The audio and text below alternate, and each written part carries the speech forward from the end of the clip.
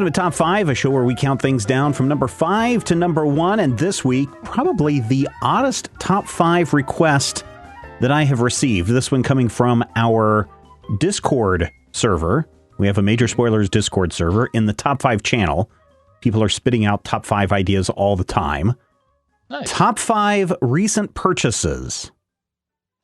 Top 5 recent purchases. Well, I don't have any money, so I had to go back a ways on this, but Okay, what do you have for number 5, Matthew? it's all within this summer, so I think that counts. Okay, yeah. Mine Actually, are all within the latest last thing- week, so. Well, yeah, you have money. No, I don't. You have more money than me, trust me. I bet if we compared checkbooks right now, you would have far more money than I do. Well, considering that the last thing I did was put a check from you in my book, I think it counts on both ends. But nonetheless, my number 5 is a thing that was absolutely sorely, completely needed in our household with an asterisk. My number 5 is a new backpack for the kid. Now, my child accrues backpacks the way I accrue comic books. She's got like 30 of them. Mm-hmm. And she keeps them all. She's got backpacks for like 6, 7, 8 years of school. There are literally 3 backpacks that I can see right now from where I'm sitting, but none of them were perfect. None of them were big enough for her laptop and her books and all of her stuff.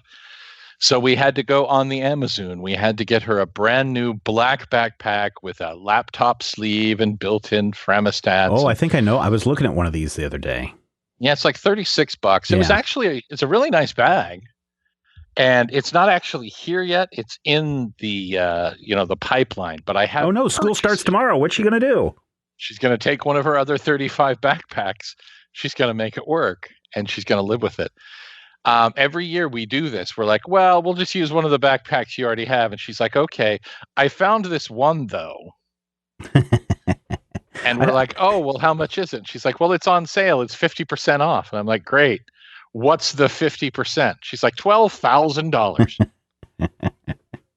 But, it's nice. You got to get the kids stuff for school. And now that she's in high school, it's not like a list where you have to get 9 things of Kleenex and 4 things of Clorox wipes and pencils and pens and stuff. We just get her, pens and paper and a new backpack. So yeah.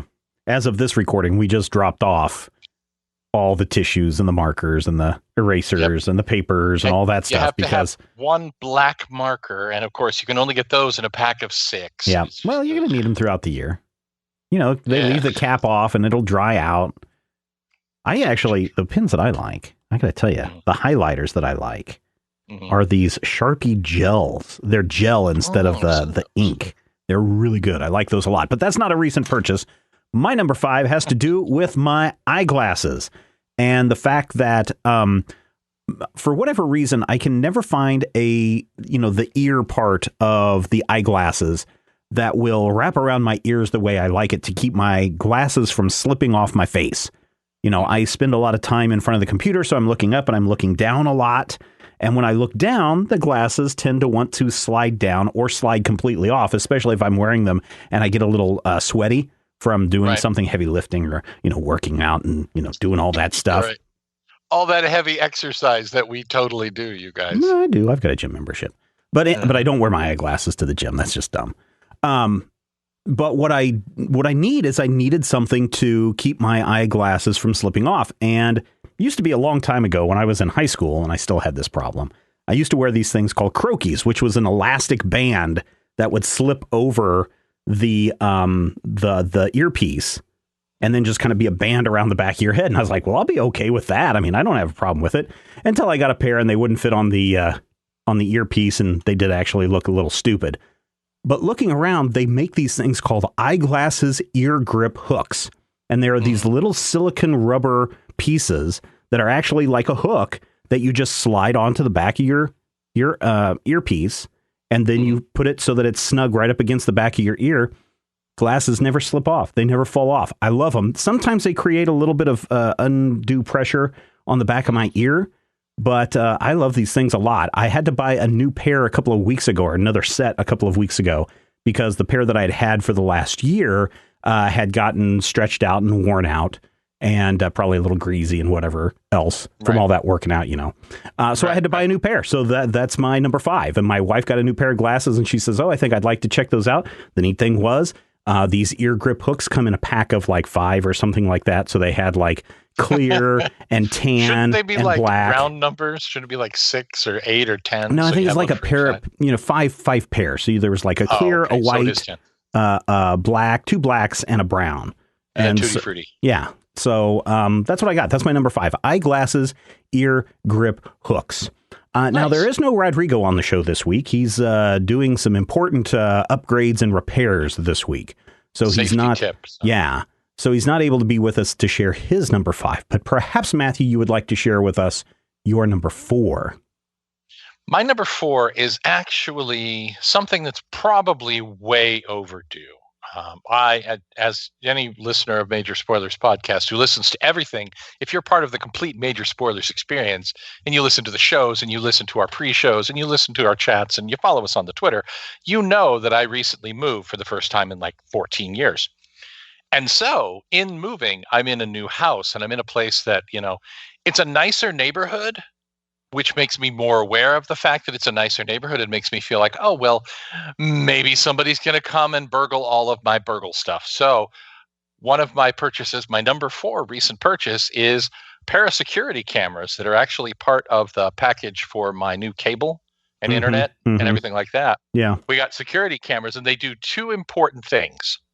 One, they allow you to they're set into a security system. So you can set the security, you can lock the door, you can feel safe at night. You can go, okay, the house is locked. Should anything happen, they will alert authorities. Authorities will come to the house. They will find people trying to burgle, my valuable comic books and I don't know, chocolate. And they will take them away and they will lock them away for 1,000 years. And 2, I don't know if you have kids like I have. I have kids. Right. Okay. Well, my rotten kid is a teenager. And as a teenager, sometimes she ignores her phone.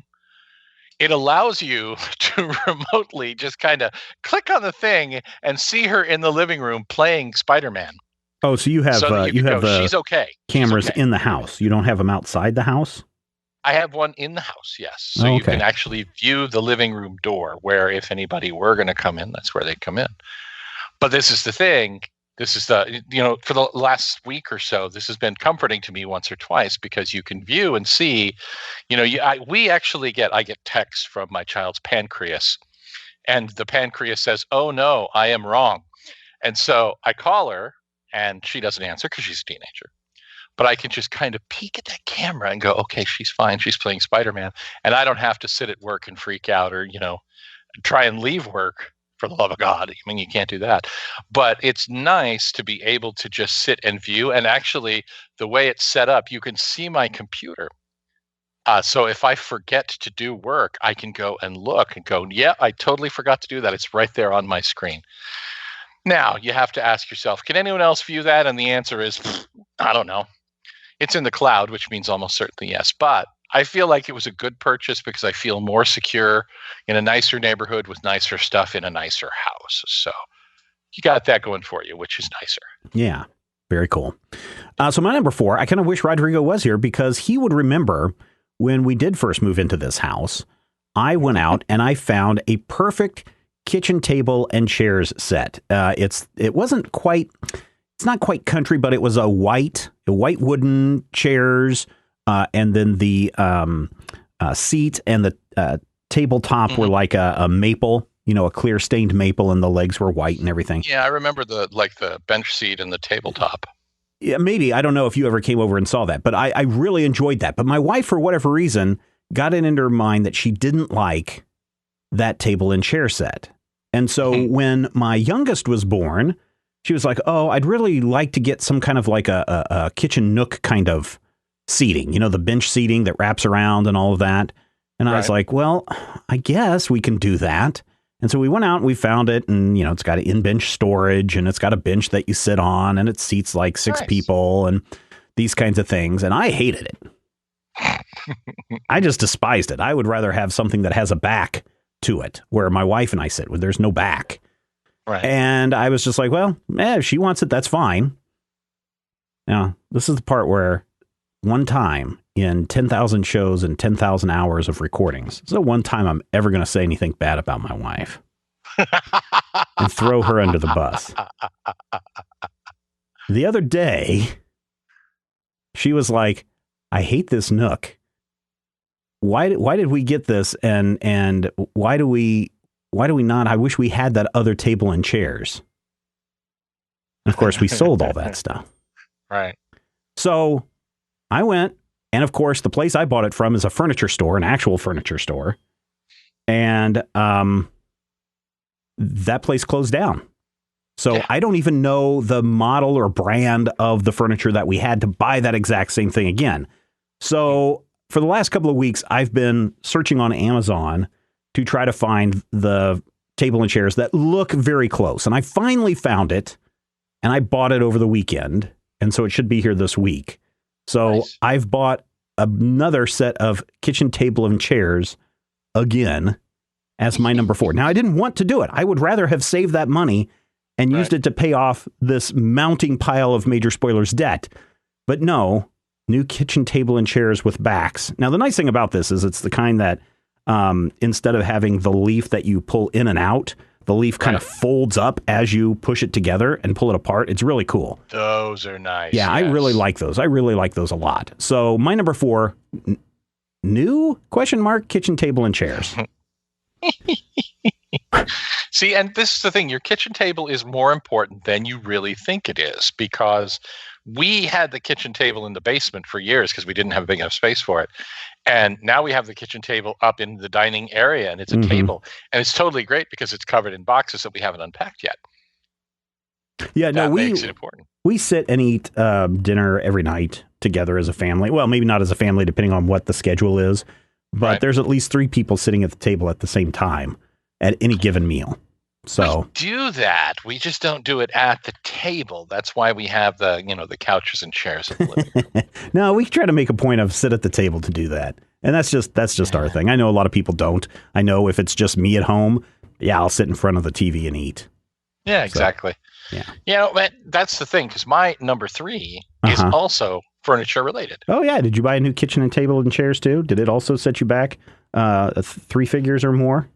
No, our kitchen chairs were actually a great deal. Sarah picked them up for like $10, and they're really, they're nice. I don't know if I trust them because they're not necessarily rated for me, but what I do trust is a brand new headboard for my bed, because this is important. For the last 15 years, I have not had a headboard. We've just had bed frame up against the wall. And that's led to some issues because, it had casters. And sometimes if you get on one side of it and you disbalance it and you weigh a lot like I do, that thing would pop up. So when we moved, we got a new bed frame. It's a really awesome frame. But the way we placed it in the new bedroom means that I managed to put my hand, not through a window, thankfully. I've done that. It's not good. But I put my hand to where it damaged the window sill, the what do you call that thing? The frame? The blinds. Oh, the blinds. Plastic blinds. Oh, okay. No, I didn't destroy the frame. I'm not the Incredible Hulk, but I did damage the blinds. And so I'm like, hey, why don't we get a decent bed frame? So we get a bed frame. Get this cool bed frame. It's really cool. Got it online. Bring it up. Get ready to set it up. Get it all the hardware and all the stuff, and we set it down. And we put it out, and we start looking at the thing. And you know how I said we got new beds? Mm-hmm. I assembled the beds wrong, so that how there's 2 bracket plates that you have to hook the bed to the headboard. Mm-hmm. One of those was on the left side of the head of the bed, and one of those was on the left side of the foot of the bed. So all you do is just flip one around. Right, but because of the way the bed frame is put together and the fact that it's a heavy-duty bed frame, it has like 50,000 little bolts and screws and thermostats. So we literally had to disassemble a corner of the bed, disassemble another corner of the bed, reassemble that corner of the bed, take the missing corner, bring it back over to the other side of the bed, reassemble the whole bed. Bed is good. Everything's fine. Then we start assembling the headboard, and we realize that because of the way our bed is set up, the headboard may not actually be tall enough to clear the frame, the box spring, and the king-size mattress. And so we're doing all of this. There's a little bit of yelling. I only called people bad things like 7, 8 times. There was no physical throwing of wrenches at anyone's face, so I feel like it was positive. Finally get this all set up. Now we have cool new headboard. It's like a padded headboard, not one with the storage, because I really want one with storage. Oh, really? I grew up with a bed that had storage. Yeah, my wife did too. Yeah, you stick your books and your candles and crap in there and you're fine. But it's a nice headboard. It's, padded so you can put your arm up against it and not be punching right through the thing. It's really nice. It's really well done. But here's the best part. Are you ready? Yeah, go ahead. It's tall enough to block the sun at 7 a.m. from blinding you. So it's like a win-win situation. It's like so your headboard. Oh, wait. So your head is right at the window? My head is at the window. Yes, the head of the bed is there. That's bad shui. That's bad. That's bad feng shui. Bad. That's it's good feng shui. No. That is bad energies, dude. Excellent feng shui. No, you're not supposed to. The shui. You're not supposed to have your. Oh man, that explains so much. We've swayed the feng, and everything's fine. That explains so much. I suppose do you have a TV? Do you have a TV in your bedroom too? A TV's across the other wall. So if you're sitting up in bed, you could watch TV. No one ever does. Okay. Because no one actually sits up in bed. Okay. All right. Why? I'm just. Is that's TV also. in That your is also bad feng shui. It is. Oh, okay. Bad energies, man. Bad energies. Yeah. I do not need this from you. I'm just saying. It's paranoia. No, it's fine. That is bad feng shui. It's nice and warm. You get the whole thing. The sun comes in. You're like, oh, I feel like a cat just lying in the sun. No, you just said the thing blocks the sun. It does block the sun, but it doesn't block all of the sun. It blocks the sun from going right in your face. Do you understand how shadows work? I know how blinds work. I want you to picture a 45-degree angle. I want you to, picture a 45-degree angle, all right? Yes. And your head is within the 45-degree angle. So it's like an isosceles triangle, right? And your head is in there, but you still get the warmth. You know what? I'm done arguing with you. I don't think it's an argument. You do not get to cast asparagus on the setup of my bedroom. I'm just saying it's bad. I'm just saying it's bad feng shui. If you want to have bad energy circulating around your bedroom, that's up to you, man. That's all on you. I'm not going to argue with that. Why you got to do that? So, hey, listen, I know how to fix your negative energies, Matthew. What you need to do is you need to buy these little hexagonal mirrors, and you need to attach them to the backside of your headboard so that the negative energies coming into the house get reflected back outside. And the perfect place to get those and all these things that we're talking about this week on Top 5 is, of course, using the Amazon.com link over at Majorspoilers.com. Now, whether you're buying these little feng shui mirrors, I think that's what they're called, or if you're buying, a headboard, you're buying backpacks, whatever you may be doing, especially with your back to school stuff. Although by the time you're hearing this, school's been in session for, Thanksgiving. Well, maybe some of the kids aren't, going back yet. Oh, I think they are by the time that this episode drops. They most certainly are. But, you can use that link over at Amazon.com. Make all your purchases that you need to purchase. Doesn't cost you anything extra. A little bit comes back our way. It's that simple. We are now up to our number 3s. Number 3. And I have told the story of, or at least we're up to my number 3, right? Your number 3, my number 3. Yeah. Okay, we're good. We are all the way up to my number 3 now. And I've told the story about selling Pokemon cards in the Walmart parking lot. Mm-hmm. And if you haven't heard that story, I think that's a bonus episode for our Major Spoilers patrons over at patreon.com/majorspoilers. But when we sold those Pokemon cards, I thought, there you go. We are done with Pokemon. That has been burned out of the system. Until the youngest friend at school started getting Pokemon cards. And now we're buying Pokemon cards. Pokemon cards. Hey, I need to go to the store. Can I go too, Dad? Can I get a Pokemon card set? Now, on the plus side, he does have some really cool Pokemon cards. Well, but sure. my goodness, Pokemon cards all over the place, filled up at least, I think it's 2 notebooks now of Pokemon cards. But I understand it. It's a popular game. It's a popular collect-em thing. It's a popular way to spend all your mom and dad's paychecks with no return unless you're going to sell them for $50 to some creepy dude in the Walmart parking lot. But that's what I bought. That was my number 3, is the Pokemon cards. Not a fan of them, but whatever. No. And the really sad part is you probably sold some really good ones that would be good to have now. Yeah, no, we did. We sold some that were easily in the $100 and plus range. Yep, that's okay. So when I was a kid in the 1970s, we had a Simon machine. Uh-huh. And I actually still have it. It's the same one upstairs. And I don't know if you know this about Simon machines, but back in the 70s, you had to have 1 million batteries for everything. So the Simon machine that I have is powered by a 9-volt and like 6D batteries. But over the years, I've lost all of the battery compartments and all of the things that would hold it in place, including the little clips that clip onto the 9-volt. You know how they have yes. that little... Yes. Yeah, so in order to play it, you have to take the bare wires and tape them to a 9-volt and then stick the D batteries in and not lift the game. So we were at the Target the other day, and I saw a new, like brand new Simon from like 1999. So we grabbed it, the kid and I, and on Monday nights we have family night. So you have no electronics, no TV, no nothing. We hang out and we play games.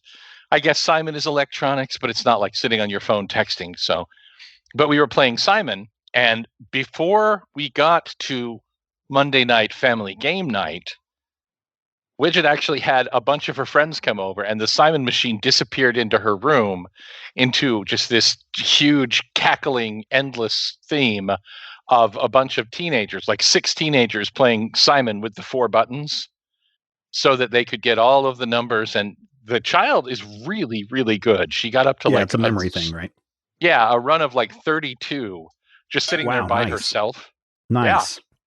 She's amazing. Now, it doesn't have the games that we used to have. There used to be an elimination game when I was a kid, and there were like different modes. This doesn't have that, but it does have the beep, boop, boop, beep, boop, boop, boop. And you can all sit around in a circle and you can play the beep, boop. I always get to be red because, well, red. Red is my color.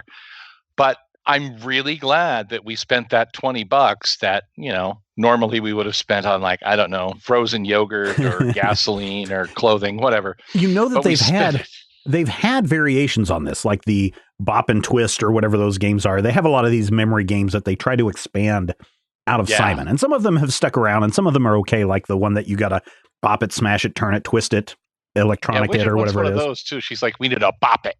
Yeah. But I still think Simon is really a game that, as simple as it is, has a lot of staying value. And I would suggest, if people were going to buy some stuff, and we're looking at, you know, they've done some studies that talk about the elderly.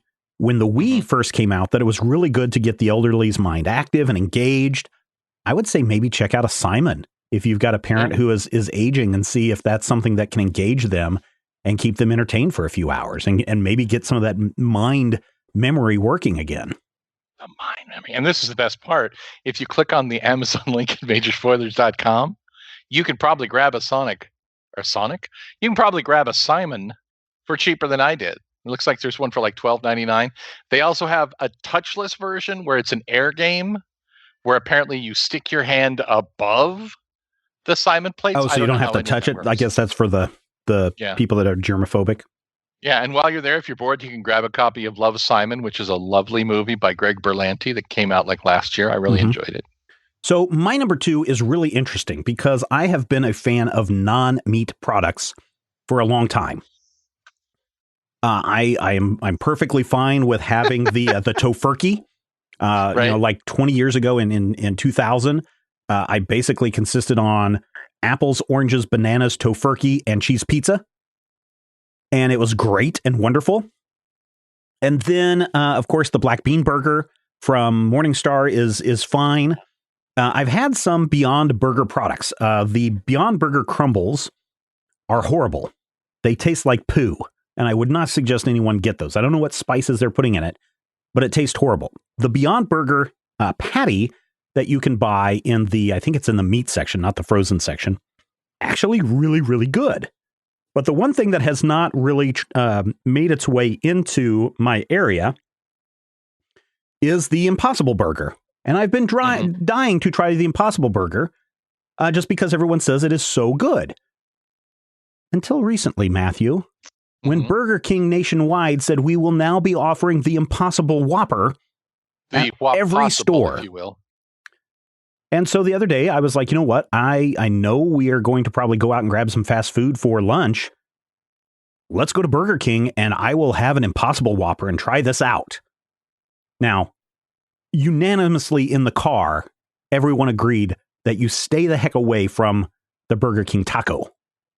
Yes, absolutely. But everyone was fascinated about my experience with the Impossible Whopper.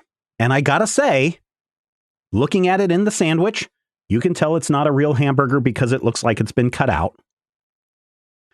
I think they're still grilling it on a grill, so it probably has some meat byproduct grease on it. Can request it to be sequestered. Okay. You definitely can. Not everybody does, I'm sure. No, I'm sure. But so there was, mine was maybe a little overcooked. It was a little crunchy at one corner, which was fine. I don't mind a crunchy burger every once in a while. But otherwise, I thought it was fine. I will probably do an Impossible Whopper again. And I talked about this on I think our Saturday game stream that I do Saturday afternoons. You'll just have to check us out at twitch.tv/major spoilers for schedules. But I talked about this, that, you know, I get into the habit of, if I can find, and I'm not saying Impossible Whopper is healthier, it's just meatless. And I talk about, if I go to Subway, because when I did go vegetarian back in 2000, I would eat a veggie sub. And even today, when I go to Subway, more often than not, I would say 99% of the time, I'll have a veggie sub instead of, you know, something that's like a chicken or a, you know, a cheese steak thing, or a what is it, the meatball sub, yeah. And I think from now on, when I go to Burger King, I'm probably just going to get the Impossible Whopper. It's actually the Whop Possible. No, it's called the Impossible Whopper. We actually had those. We had those. Did you guys have them last night? Yeah, what'd you think? Yeah, I really enjoyed it, and I think part of the reason that it worked for me is that a Whopper it's got mayonnaise, and if you get the cheese, it's got cheese, but it's got mayonnaise and all of the veggies, and it's got that big bun. So the hamburger portion of it just kind of gets necessarily lost. Well, yeah, the hamburger isn't like the major taste component like it is in a big hearty $6 burger. But yeah, the Impossible that I had was actually really good. And aside from slightly, I want to say more fungible texture, it was actually very much like just having a burger. And I'm great with it because red meat is now the enemy. Yeah. Oh, yeah. I'm officially that old guy who can't digest massive amounts of red meat. I had a Burger King double Western burger a couple of months ago. Well, there's your problem. Western burger with that big old onion thing on it, and bacon, I'm sure, is what else is on it. Onion ring and bacon. Yeah, that did it. That's what did it. No, it was the meat. Trust me, because I can eat bacon all day long. I can eat onions. I can't eat onions, but I can eat an onion ring. I can't eat a raw red onion, or kill me for 4 days. But you know what? I also can't drink carbonated things. So I'm, I know a lot of people are turn their being an old dude. I know there are a lot of people that are turning their nose up on this idea of a veggie hamburger from Burger King, and there's some crazy religious nut going out there talking about how Impossible Burgers and Beyond Burgers are changing our DNA, and that's against God's way, and that's all bunk. But I recently purchased an Impossible Whopper, and I ate it, and I survived, and I enjoyed it, and I'll probably make it another purchase again really soon. So that's my number 2. That is my number 2. The Whop Possible. Yes, the Impossible Whopper. So what is on your number 1 recent purchase? My number 1 recent purchase is one of the most fascinating and convoluted purchases in recent memory. If you've been listening to Major Spoilers for a while, you know that I am an old school comic book nerd, to the point where I will literally argue with people, stupid, really, really teeny tiny nitpicky stuff. No, not you. I'm not telling you, I'm telling the listeners in case this is their first top 5. Every show is somebody's first show. Sure. So here's the deal. There is I don't want to say a legend, but there's a recurring thing that pops up when you talk about old comics. Specifically, lately, I've been looking into licensed comics, mostly from Marvel Comics in the 1970s.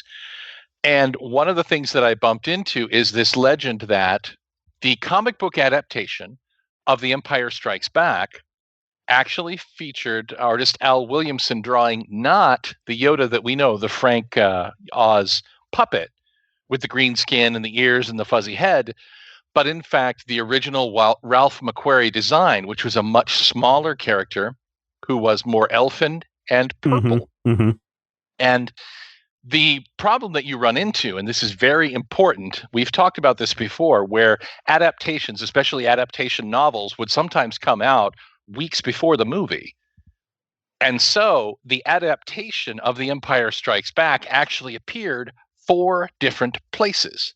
So if you were to go and buy Star Wars number 42, Marvel Comics 1977 realm, you would not find Purple Yoda. And I had to go around on the internet. It's like, yeah, it's totally in Star Wars number 42. And then I heard some guy go, no, it's not in Star Wars number 42 because Star Wars number 42 is actually a reprint of the story. And I'm like, okay, so where's it reprinted from? And they're like, well, it's reprinted from Marvel Super Special number 16. Now, here's an important thing that you need to know about me, Faithful Spoiler. It's Marvel Super Special was a treasury-sized comic from one of those oversized ones, right? Huge. It's as wide as a regular like a Time magazine, or not Time magazine, a Life magazine, right? Yeah, just massive, massive book. I have an almost complete set of Marvel Super Special, and I can guarantee you that Marvel Super Special number 16 does not contain Purple Yoda. But Marvel Super Special number 16, it should be noted, is itself a reprint because it reprints the story from its original version in an earlier. This is actually really kind of terrible. Are we getting earlier book? Top 5 recent purchases, Matthew? I'm with you. Stay with me now. Okay, we're with you. But here's the thing. That book is, in fact, itself a reprint because the first appearance of the material actually comes in a British trade paperback, an actual paperback-sized handbook called The Illustrated Story of Star Wars: The Empire Strikes Back. In that book, and only in that book, and as far as I can find, Al Williamson did, in fact, draw tiny purple elfie Yoda. Now, there's a guy in Britain. I don't know his name, but it's like Ebaum something. But this guy in Britain had a copy for $8.99. What? And I'm like, $8.99, man. But if I buy this, the shipping is going to be like $47. Free shipping. I'm like, if I buy this, it was amazing. If I buy this, Stephen, I could take it home. I could write about this on majorspoilers.com and I could deduct it on my taxes.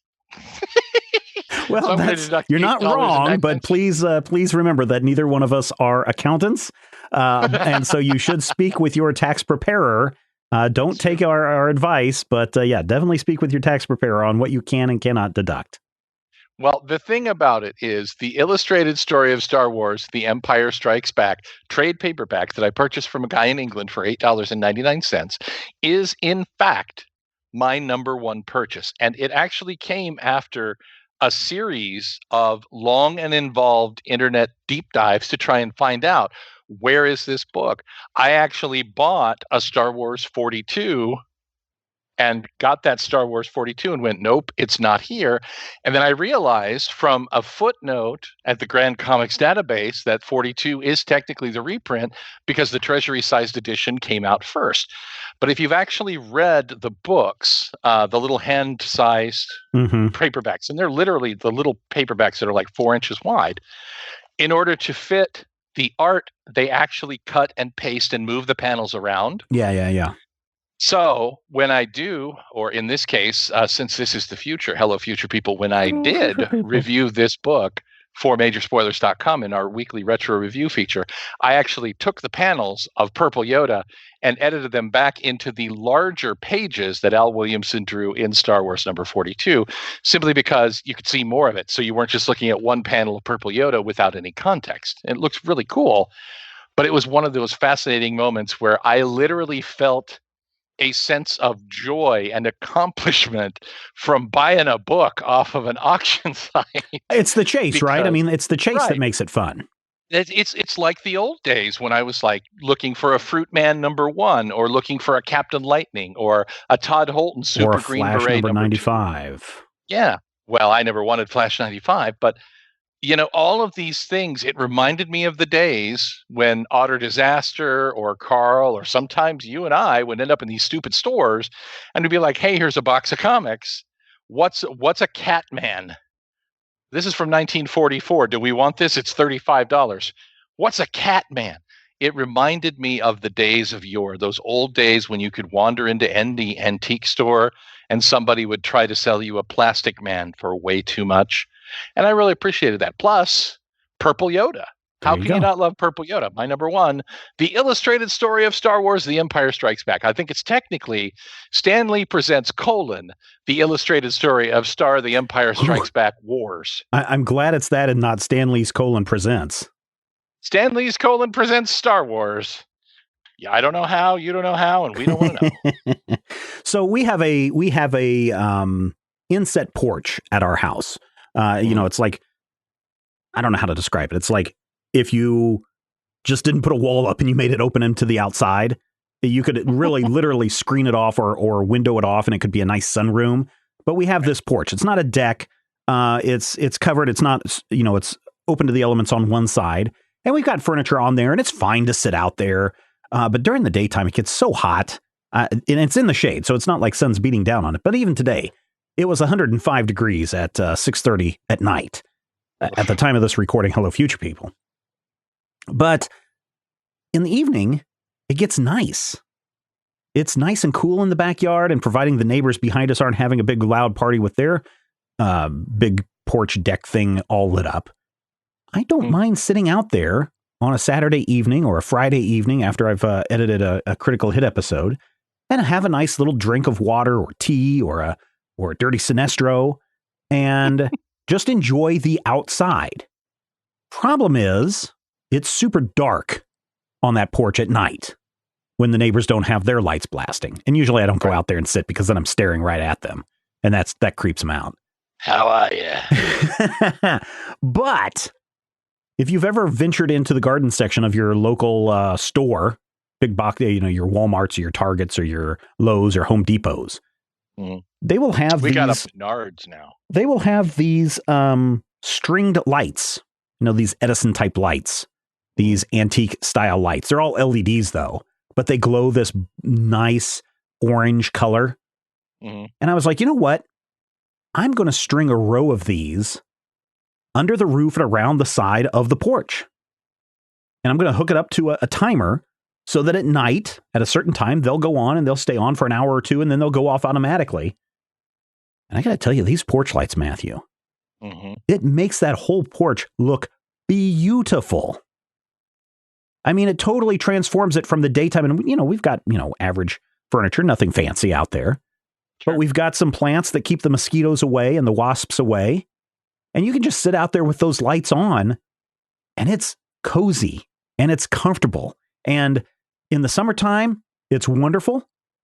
But I'm going to imagine that when it gets to be fall, that's going to be my favorite place to hang out, is on that back porch with those lights on and just, wearing a pullover or something. Because I've done this before these porch lights were on, where I just sit out there in a hoodie or something and just relax. But with these porch lights on, I think it's going to look wonderful. And these things are pretty cheap. Like, I got a string of them at 22 feet for like $30. Wow, that's less than $1 a foot. I know, right? I couldn't pass it up. I was like, you know what? I think I may have to buy a second one of these just so I can do something cool with it down here in the streaming room.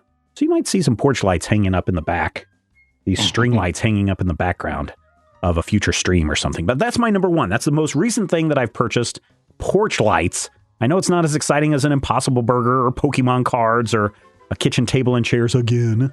Or Stan Lee's colon. Or Stan Lee's colon. I mean, if you purchased Stan Lee's colon, please let us know. Yeah. Podcast at Majorspoilers.com. Or even better, head over to Majorspoilers.com, and in the comments section for this episode, share with us your top 5 recent purchases. Or if you're one of the cool kids, if you're one of the kids that are hip to the new now, you will jump over to the Major Spoilers Discord server. And in the top 5 channel, you can share your top 5 there, and everybody will jump all over you immediately and either share their top 5 or criticize your top 5 or compliment your top 5. But the most amazing thing about it is everybody loves a list. We'll talk with you soon.